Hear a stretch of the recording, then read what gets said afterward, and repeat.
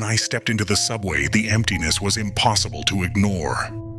The dim, flickering lights washed the long aisle in a cold, lifeless glow. The seats were silent, and strange stretched shadows lay across the floor. When I glanced at the window, a faint figure appeared behind my reflection. But when I turned around, nothing. Empty.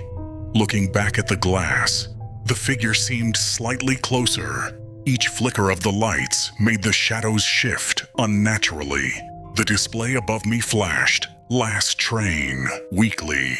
The air grew heavier, pressure building, as if the train itself was holding its breath.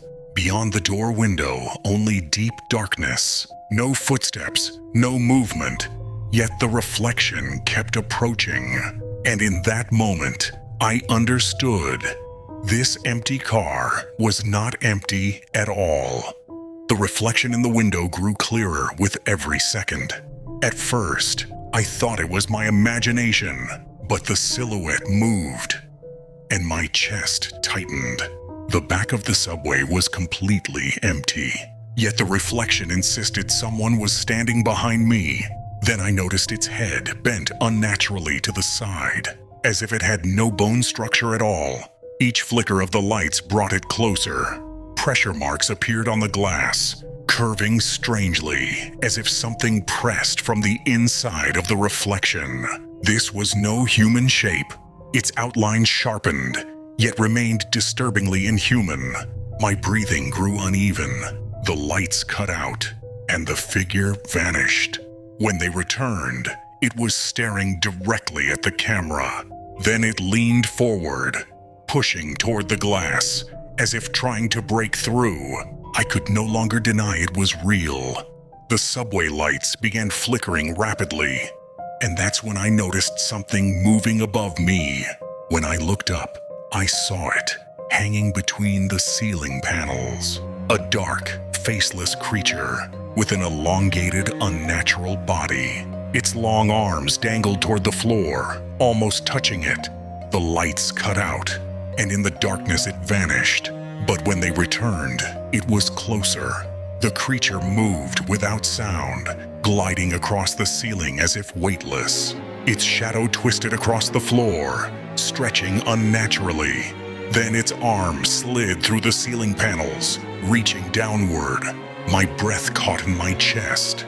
The lights suddenly went out for a second, complete darkness.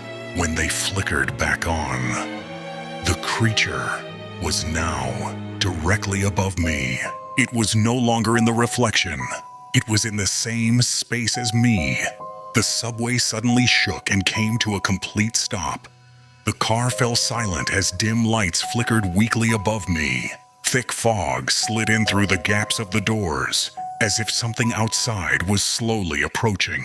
Strange vibrations echoed from deep within the tunnel.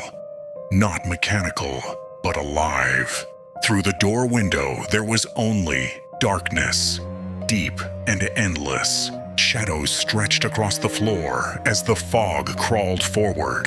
I sensed something behind the rear car door, though no human figure was visible. The air pressure shifted, and a cold wind brushed against my skin. The metal handrails trembled on their own. Unusual markings appeared on the fog-covered floor, twisted and nothing like footprints. When the lights flickered for a split second, I saw it. A tall, undefined silhouette standing in the tunnel, watching, and I knew it was coming closer. The subway doors squeaked open halfway, and thick fog spilled into the car.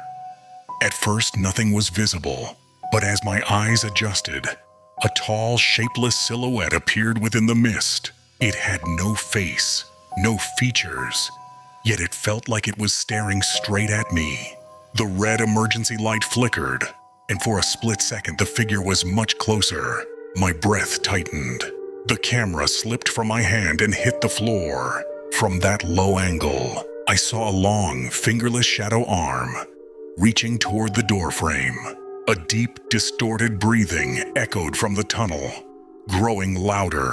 The lights cut out again, and when they returned, The creature stood right at the doorway, its twisted non-leg limbs lowered toward the floor. Darkness slowly swallowed the camera view. Only one sound remained, its breathing. And then the subway fell silent,